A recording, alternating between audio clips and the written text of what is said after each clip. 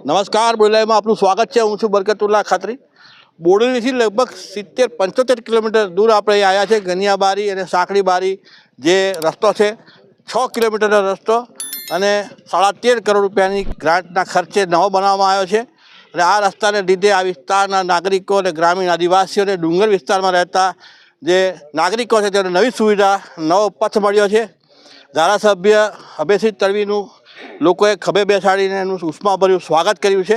અને લોકોને આઝાદી કાળ પછી સર્વપ્રથમ વખત ડામર સપાટીનો નવો રસ્તો મળતા આપણે અહીંયા સરપંચ સહિત ગ્રામજનો એકત્રિત થયા. તમે દ્રશ્ય જુઓ કે ગામમાં ઉત્સાહનો માહોલ છે. ધારાસભ્ય અભયસિંહ તડવીને લોકોએ આ જે સ્વાગત કર્યું, અહીંયા સમારંભ કાર્યક્રમ ઉદ્ઘાટનનો રાખવામાં આવ્યો. એ સ્થળ પાસે આપણે આવ્યા છે. બોડેલીથી લગભગ 75 કિલોમીટર દૂર છે અને નસવાડીથી લગભગ 45 કિલોમીટર દૂર આ સ્થળ આવેલું છે. પહેલાં આપણે ધારાસભ્ય સાહેબને વાત કરીએ. સાહેબ, આ ઉદ્ઘાટન કરવામાં આવ્યું છે, નવો માર્ગ લોકાર્પણ કરવામાં આવ્યો છે, શું કહેશો? અમારા નસવાડીથી લગભગ 45થી 50 કિલોમીટરના અંતરે માં નર્મદાના કિનારે બધા ગામો વસેલા છે.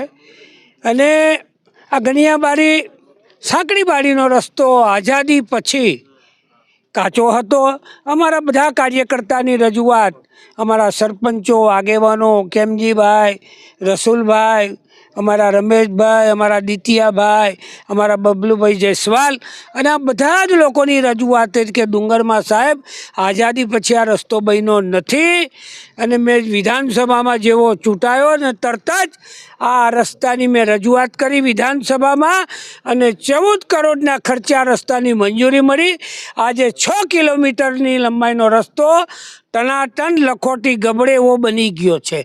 અને આજે બધાએ મને નચાવતા રસ્તા પર લઈ ગયા અને આટલું બધું મારું સન્માન કર્યું.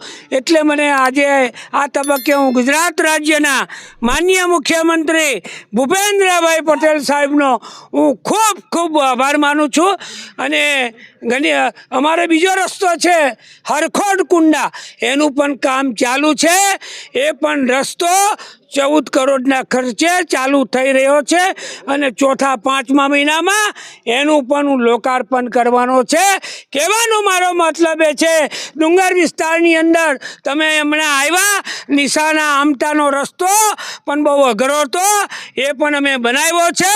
અને ડુંગર વિસ્તારની અંદર વિધાનસભામાં મેં રજૂઆત કરી કે અમારા ડુંગર વિસ્તારના ગામોને નર્મદા માતાનું પીવાનું પાણી મળે એ પ્રમાણેની યોજના બનાવી. 92 કરોડની યોજના એ પણ બનાવી છે. એનું કામ લગભગ પૂર્ણ થવાને હજુ 6 મહિના જેવું લાગવાનું છે. પણ 71 ગામોને એનું પાણી અમે પીવાનું આપવાના છીએ. ડુંગર વિસ્તારની લાગણી અને માગણી જોઈને મને બહુ આનંદ છે. મારો સંખેડા હોય, બોડેલી હોય, એના કરતાં મને ડુંગરના મારા કરતાં વધારે રૂડા લાગે છે. કારણ કે ખૂબ બિચારા પ્રેમના ભૂખા છે અને એમને જ્યારે જઈએ છીએ ત્યારે મને કુદરતનો વાસ લાગે છે કે પ્રકૃતિની ગોદમાં આજે આ લોકો વસે છે, પોતાનું જીવન ગુજારે છે. એમને પ્રધાનમંત્રી એનું આવાસ મળે, એને રસ્તો મળે, એને પાણી મળે, એને સારી સ્કૂલો મળે, એવી અમારી સરકારની નેમ છે અને ધારાસભ્યની નેમ છે. થેન્ક યુ અભયસિંહ કાકા. આ વાત સાંભળી આપણે. ડુંગરોની વચ્ચે અને વનરાજની વચ્ચે જીવતા વનવાસીઓ એટલે કે આદિવાસીઓ, ડુંગરા ભીલ સમાજ અહીં પ્રમુખ છે. અને અહીં જ્યારે રસ્તાઓ જ્યારે બનાવવામાં આવ્યા ત્યારે આ રસ્તાઓ સર્વપ્રથમ વખત આ ડામર સપાટીનો 6 કિલોમીટરનો રસ્તો, ગેબિયન વોલ, બેરિકેડ સહિત નાળાઓની પણ રચના આ માર્ગમાં કરવામાં આવી અને કુલ લગભગ 13.5 કરોડ રૂપિયાના ખર્ચે આ રસ્તો બનીને એનું લોકાર્પણ કરવામાં આવ્યું છે. આજે ને લોકો ખૂબ ઉત્સાહ છે. સરપંચ સાહેબને આપણે વાત કરીએ. સાહેબ, આપણે ત્યાં ધારાસભ્ય આવ્યા છે અને સાથે લોકોનો પણ ખૂબ ઉત્સાહ છે, ઉન્માદમાં છે કે આ રીતે નવો રસ્તો ભેટ ધરવામાં આવી છે. શું તમારી પ્રતિક્રિયા, શું કહેવામાં? જેવું તો એ સાહેબે બધું કહી જ દીધું છે, પણ ટૂંકમાં કહીશું કે આ વિસ્તાર માટે ધારાસભ્યો અમારા અભયસિંહ કાકા ચૂંટાયા પછી વિસ્તારનું ધ્યાન લીધું.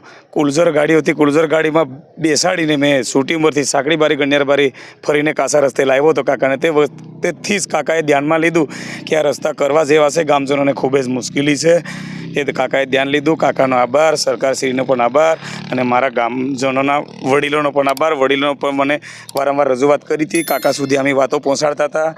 બધા સરપંચો, તાલુકા પંચાયત, જિલ્લા પંચાયત સભ્યોને બધાને મળીને અમે આ વાત કરતા હતા. પછી કાકા સુધી પહોંચાડતા હતા. અમે કાકાએ ધ્યાન લીધું અને રસ્તા બન્યા. કાકાનો બી આભાર અને પ્રજા બી ખુશ છે. આજે લોકાર્પણ થઈ ગયું. આટલી વાત કહીને રસુલભાઈ દિલ્હીભાઈ, સરપંચ પુત્ર છે અને રસુલભાઈએ ખાસી વાત કરી. આપણે વાત જાણી કે તેઓએ આભાર દર્શન કર્યું છે ધારાસભ્ય, જેઓ સેવા કાર્યથી આ ડુંગર જે જગ્યા ઉપર લોકો તમે ગાડી લઈને નીકળવું હોય તો કાર, અમે પણ જ્યારે આવ્યા તો 2 જગ્યા પર અમારી કાર ઊભી થઈ ગઈ અને અમારા અંદરથી ઉતરી ધક્કા માર. આપણે આવી જગ્યાઓ ઉપર આ ગ્રામીણ આદિવાસીઓ કઈ રીતે વસતા હશે? એમને એક આધાર કાર્ડ કઢાવવું હોય તો તે તાલુકા પ્લેસ પર જાય, રસ્તો ના હોય તો આધાર કાર્ડ પણ ન કઢાવી શકે. એવી અવસ્થાની મેં જીવન જીવતા હોય તો તેઓને સુવિધાની ખૂબ જરૂર છે. એ વાતને સમજી અને ધારાસભ્યએ જ્યારે એમને રસ્તાની સુવિધા આપી છે, કેમ ધન્યવાદ ન આપે ગ્રામીણ પ્રજાજનો? એ જ ધન્યવાદનો આજે અભિવાદન કરતા, એમનું સન્માન કરતા અને જે દ્રશ્ય આપણે જોઈ શકીએ છીએ, બોલવાની કોઈ જરૂરત જ પડે નહીં એ અવસ્થા આપણે જોઈ શકીએ છીએ. આપણે વધુ આગેવાન છે. સાહેબ, શું કહેશો? આજે નવા રસ્તાની ભેટ ધરાઈ છે. અમારે 108 ધારાસભ્યો સંખેડાનો, અમારા મત વિસ્તારનો, એના રસ્તા સારા કર્યા છે. એનો ખૂબ ખૂબ આભાર. શું નામ આપનું? દિત્યાભાઈ પેમાભાઈ. અચ્છા, સાહેબ કોઈ કહેવા માંગશો? શું કહેશો? અભયસિંહ સાહેબનો ધન્યવાદ. અમારા વિસ્તારના રસ્તા સારા બનાવ્યા, હજુ સારું કરે, બસ એટલું. શું નામ તમારું? મગનભાઈ રડેતિયા, માજી સરપંચ, ડુંગરાપીલ. સાહેબ શું કહે છે? રસ્તાનું લોકાર્પણ થઈ ગયું છે, જે અસલ થયું. બસ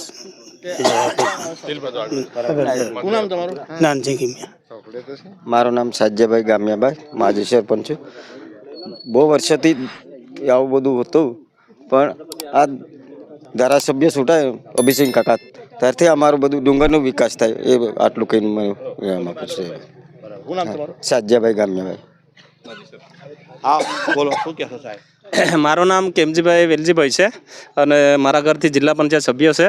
તો અત્યારે જે ડુંગર વિસ્તારના અંદર જે રસ્તા બની રહ્યા છે એ અમે જે તે સમયે અમારા વિસ્તારમાં દેશ આઝાદ થયો ત્યારનો અમારા વિસ્તારના અંદર રસ્તા થયા નથી અને આ ધારાસભ્ય જીત્યા પછી અમે ઘણી રજૂઆતો કરી.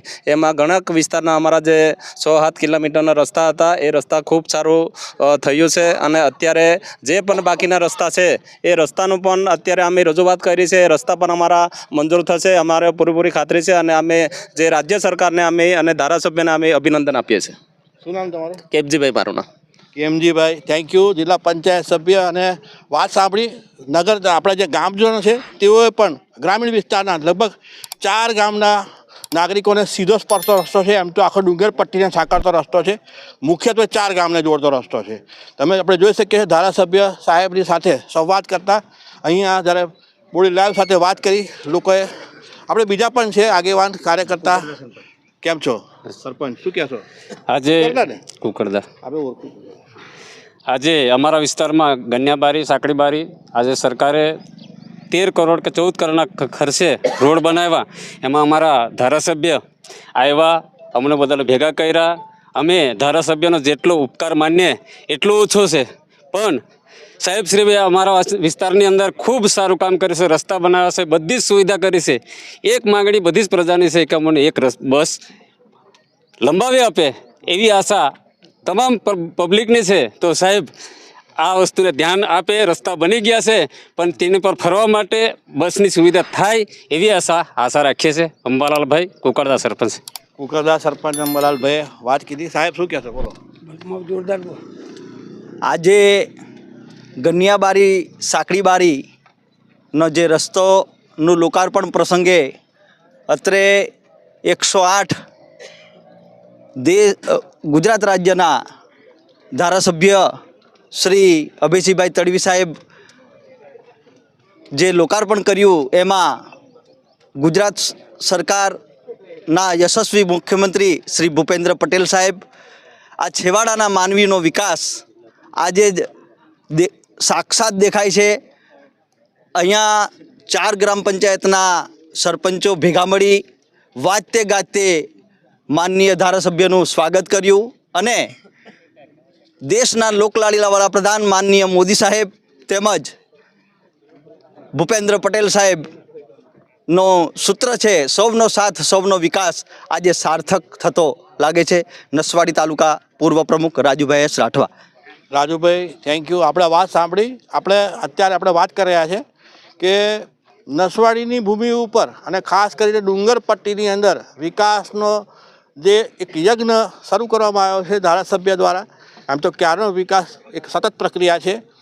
વિકાસ એ એક ટૂંકા ગાળાની પ્રક્રિયા નથી અને જે રીતે આ ડુંગરોની મેં રસ્તા બનાવવા એટલે આ રસ્તાનું સર્જન કરવું એને ડિઝાઇન કરવી એ બહુ મોટી માથાપચ્ચીવાળી વાત હોય છે. ડુંગરોની મેં એટલે કટ મારવાના જમીનની અંદર એને અંદર એ જે રીતે બનાવતા હોય છે એ બનાવવાવાળાને પણ એટલી તકલીફ અને જવાવાળા રાહદારીઓ છે તો કઈ રીતે ડામર સપાટીનો રસ્તો આઝાદી પછી પહેલી વાર જ્યારે મળે તો એ ગ્રામજનોને એ આદિવાસીઓને કેમ ઉત્સાહ ના હોય. એ જ ઉત્સાહના દ્રશ્યો અમે જે બોરડીથી લગભગ 75 થી 80 કિલોમીટર દૂર આ પ્લેસ આવેલું છે.